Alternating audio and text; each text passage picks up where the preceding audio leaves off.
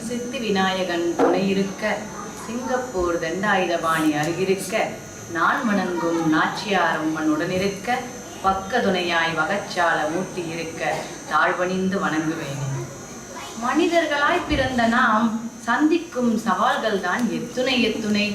கவி படைக்க வந்திருக்கும் எனக்கு இனி தமிழ் தாய்தான் துணை.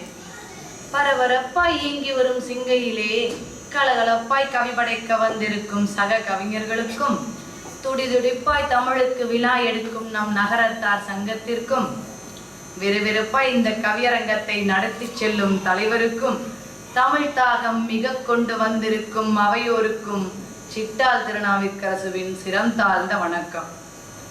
நாம் சந்திக்கும் சவால்கள் மாலையில்.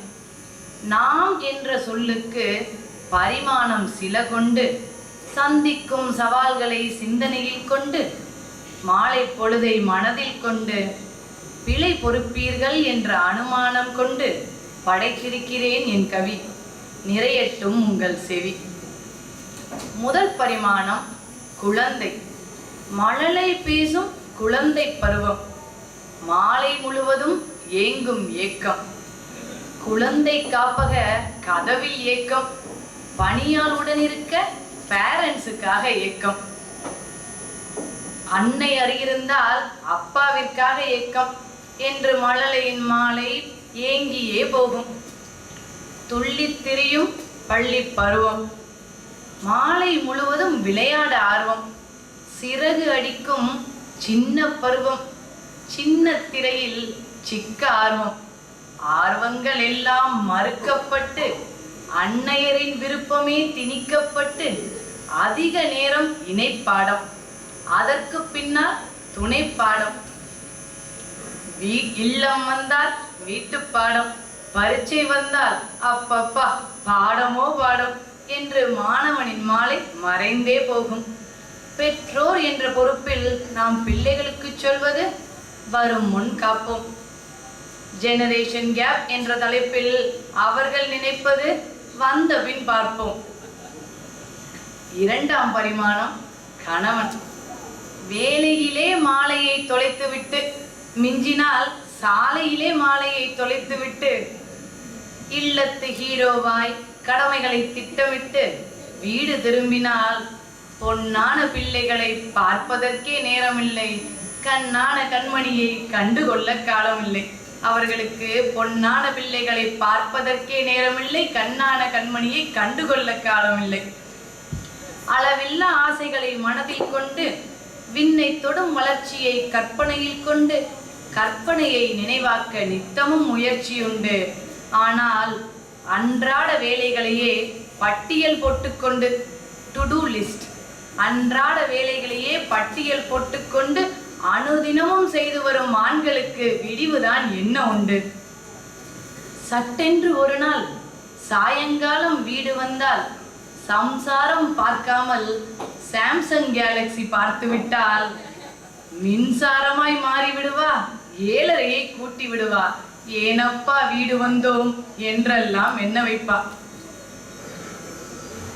மூன்றாம் பரிமாணம் மனைவி. வீட்டு பாடம் வீட்டிற்கே பாரமாகிவிடும் மாலை நேரம். பிள்ளைகளின் பாடம் பெற்றோருக்கு என்றென்றும் பாரம். வீட்டு பாடம் வீட்டிற்கே பாரமாகிவிடும் மாலை நேரம். பிள்ளைகளின் பாடம் பெற்றோருக்கு என்றென்றும் பாரம். கலங்க வைக்கும் கட்டுரை, பயமுறுத்தும் ப்ராஜெக்ட், அதிர வைக்கும் ஆங்கிலம், பொறியியல் அளவிற்கு அறிவியல். இதை பற்றி பேச வேண்டும் ஒரு தனி ஃபாரம்.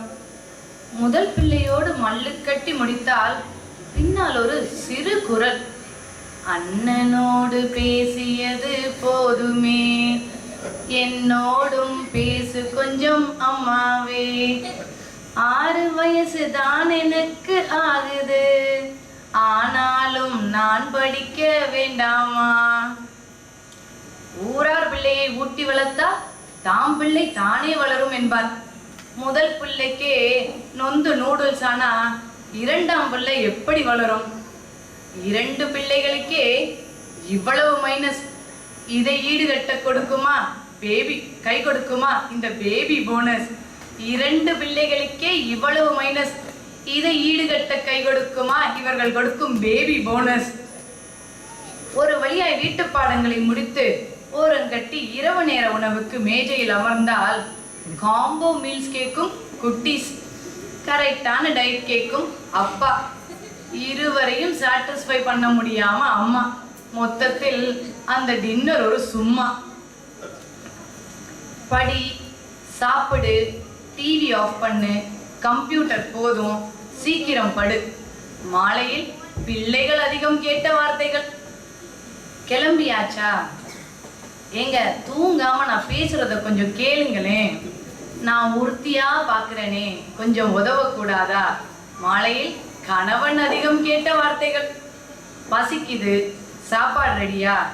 நான் ஆபீஸ்லயே இருந்திருக்கலாம்ப்பா. ஏமா கிச்சன்ல என்னதாம்மா செய்யற? மாலையில் மனைவி அதிகம் கேட்ட வார்த்தைகள். வார நாட்களின் மாலைகள் பாலைவனம். தள்ளிவிட ஊன்றுகோல் வார இறுதி எப்ப வரும்? வெள்ளி சனி மாலைகள் மனதில் சோலைவனம்.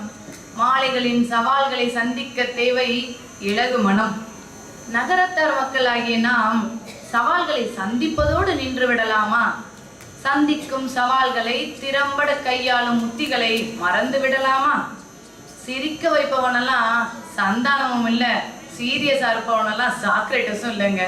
சவால்களே நம்மளை சீரியஸா எடுத்துக்காத போது நம்ம ஏன் சவால்களை சீரியஸா எடுத்துக்கணும்? சவால்களை பார்த்து பயப்படாமல் ஒதுங்காமல் சமாளித்து சாதிப்போம் என்று கூறி வாய்ப்புக்கு நன்றி பாராட்டி விடைபெறுகிறேன். நன்றி.